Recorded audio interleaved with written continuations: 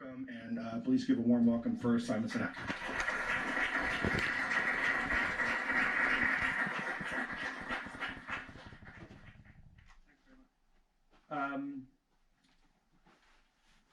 So the intention is to, to talk about the book, but I think I'll just wax philosophical, some of which will be in the book and some of which won't. I think it's both exciting and depressing that messages like mine have an audience. I talk about really simple things like how to be fulfilled, and like how to do things that inspire us, and how to work for a company that sort of gets the best out of us and makes us feel good while they're doing it. And it's kind of upsetting that people even wanting to hear that, meaning that there's a demand for it. But that also presents the most remarkable opportunity in the world, which means there's an opportunity for us to change the way work is done, so that all of those things are not the exception, but rather the rule. It is the exception when somebody says, "I love my job." So you meet somebody at a bar, it's like, "What do you do?" "Oh, I love my job." "Oh, you're so lucky," right? It's like that should be something special, is remarkable.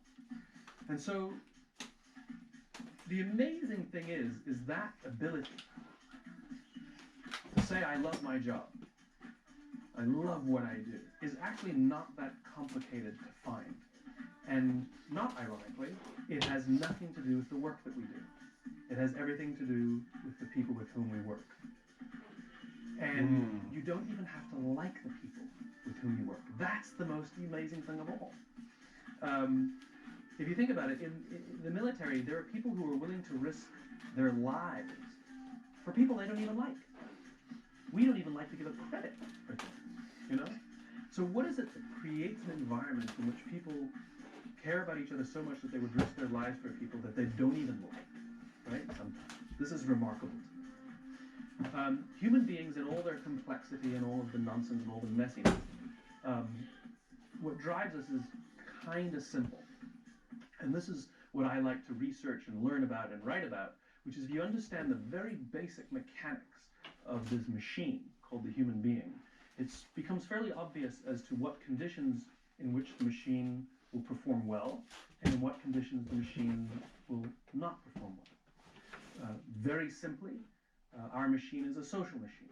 We are social animals, and we respond to the environment we're in. That's it. Good people are capable of doing very bad things if they're in the wrong environment. And people who society may have given up on, if you put them in the right environment, are capable of performing remarkable, remarkable things. This is the job of leadership, which is to make that environment. The leader sets the tone. And the tone that is set will determine how we respond accordingly. And again, we are relatively simple in our motivations. If you go back to the Paleolithic era, when Homo sapien first stepped foot on the planet, about 50,000 years ago, there were other hominid species that existed at the same time, but we were the ones that survived. Right. They died. We weren't necessarily the strongest, we weren't necessarily the fastest, and yet we've done quite well. Look at this remarkable world that we've built. One of the huge advantages we had and have is that we are social animals.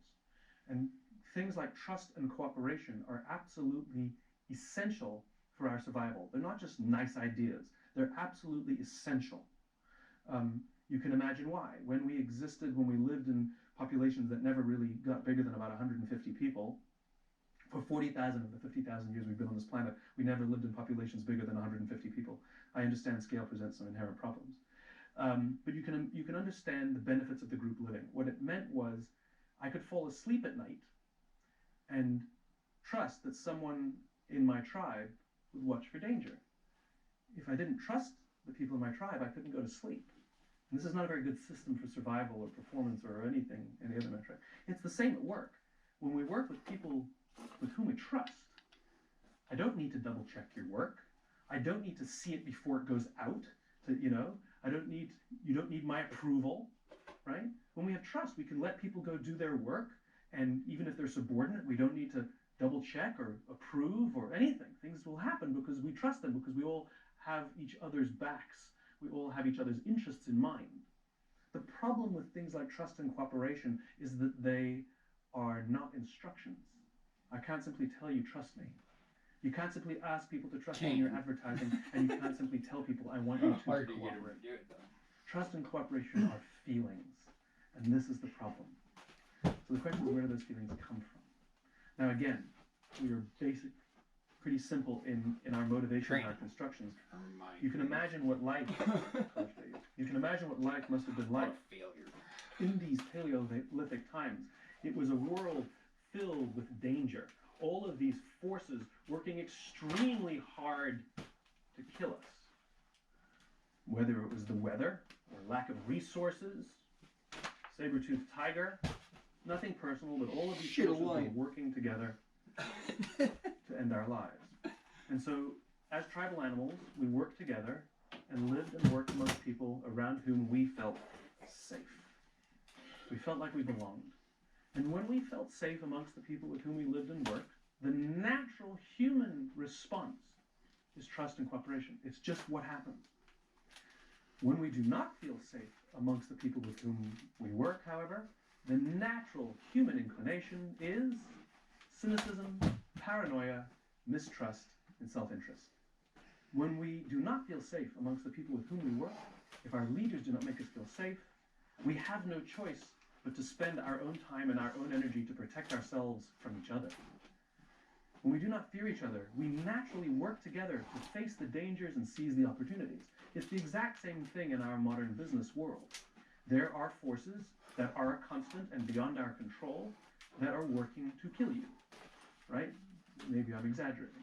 But there are forces outside, things like the uncertainty of an economy, the ups and downs of a stock market, a new technology that might render a business model obsolete overnight, your competition that sometimes is trying to kill you. It's trying to destroy that product or put you out of business, but at the very minimum it's trying to frustrate your growth and steal your customers. These forces are constant and you have no control over them and never will. The only variable are the conditions inside the organization. And when those conditions are set in a manner might be the greatest panhandler that ever lived, but we do. This is what leaders are supposed to do. There is an exact definition of leadership, and it is not my opinion. You know, I love all the books that come out of all the articles. What makes a great leader? What are the 5 things you need to be a leader? You need charisma. You need vision. You know, all of these things. I can tell you right now, those things are sometimes useful, but they're not essential. Not everyone has vision. Does that mean they're not allowed to be leaders? You know, some people have remarkable charisma and some people don't. Does that mean they will never lead? Of course, it's all nonsense. You can't manufacture these things. Some people are good strategic thinkers and some people are not. Some people are just naturally good at basketball and some people are not. There's skills, you can get better at them for sure. Some people can make Capitan, other people make Sailor manufacture. In other words, they're not essential. Remember that, guys? Leadership. There's only one characteristic that I'm comfortable saying that all leaders must have to become leaders, and that's courage. Because leadership is hard, and it often requires sacrifice, and that it will happen, that you will have to put your interests, your comforts, your advantages aside so that others may gain. And that's sometimes really hard. In fact, standing up for others may mean that you might get your head chopped off. You know, a leader sometimes loses their job because they did the right thing, right? It's a significant risk. The choice to be a leader comes at significant risk. And this is why not everyone chooses to be a leader. Leadership has nothing to do with rank. It has nothing to do with the title you have on your card. Leadership is a choice. That's it.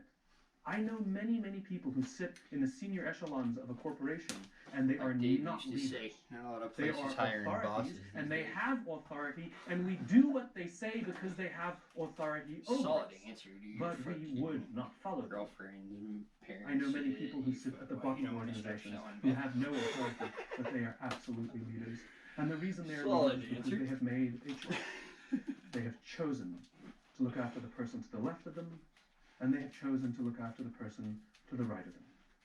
It doesn't always mean they have to sacrifice their interests, but when it really counts, sometimes they choose to sacrifice their interests because it's in the interest of the person to the left and to the right of them. This is what leadership is. The role of leaders is not an accident either.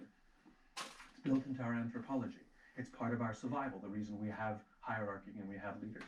For those times when we lived in these austere conditions, we had a little bit of a problem. It was a very practical problem.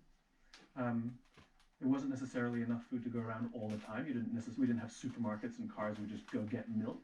Sometimes there was food readily available, and sometimes not. Which meant if someone brought home some food, and we're living in a population of up to 150, we would all rush into it because we're all hungry. And if you were lucky enough to be built like a football player, you could shove your way to the front of the line. If you were the hardest of the family, you would get an elbow in the face. This is not a good system for cooperation. It's not a good system for survival, because the odds are, if I got punched in the face this afternoon, I'm not going to wake the guy if I see danger. Bad system.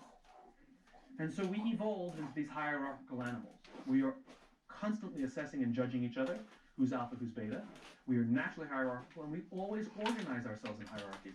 So even in meetings, we go to a meeting like, everybody's equal, I want you guys to work together. It's not going to happen. We are never equals. We always assess, we always judge, we always allow some others some difference in the role of leadership, and some of us defer and sort of take a more subordinate role. It always happens. Not necessarily a bad thing. And again, the reasons are very practical.